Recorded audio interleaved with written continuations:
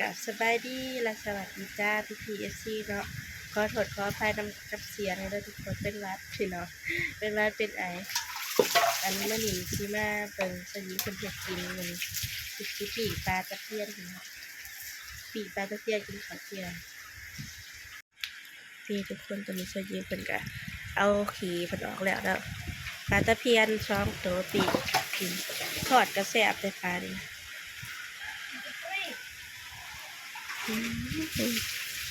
ช่ำกันนี่ได้บรุษบเลื่อนกันตอนนี้ช่วยยิงเพิ่นกะปีกนะทุกคนเพิ่นเฮ็ดแบบคล้ายๆปลาเผาเนี่ยเอือบเกลือหลาย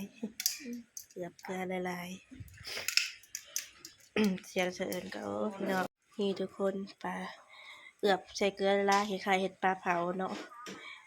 เป็นปีกเผาก็ได้ ปลาตะเพียนเสียงเสะเอิญกะเนาะทุกคนเป็นทางไอเป็นทางวัดตอนนี้นะ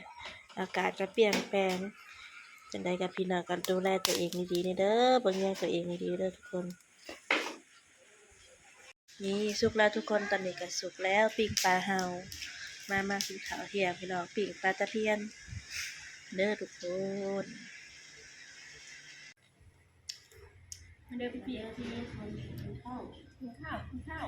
มาเด้อพี่น้องโอ้ยมีนะปุ๊กกล้อง โบกะกดสักก่อนพี่น้องยังอายเป็นมักอยู่กินปลานี่แหละเสื้อยิงมันเป็นมักกินหู เอาหัวมาก่อน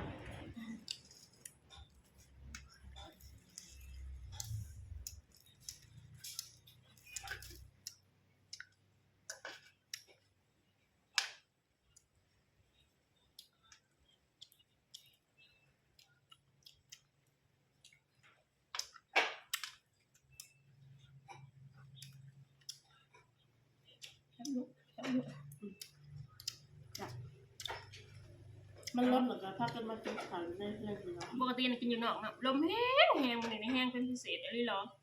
ต้องความกลมๆพี่น้องอ่ะ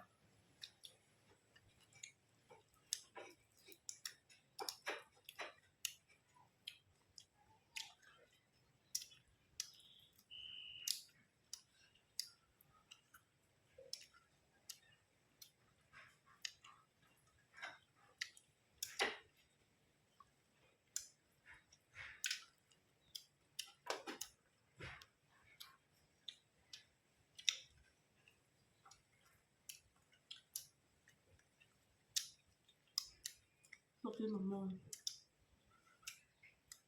กินแบบหัน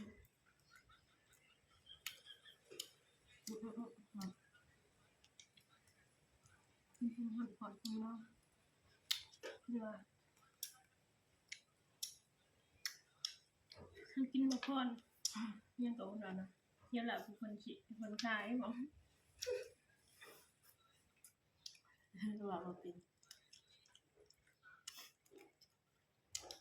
โอเคเราทุกคนคอยตรงที่ข่าวกันเด้อพี่น้อง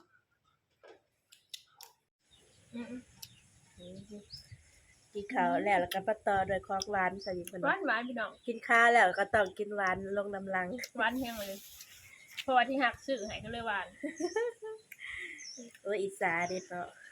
เอาพี่น้องสิได้ฟังต่อจบคลิปไว้เพียงสำนีกันเด้อทุกคน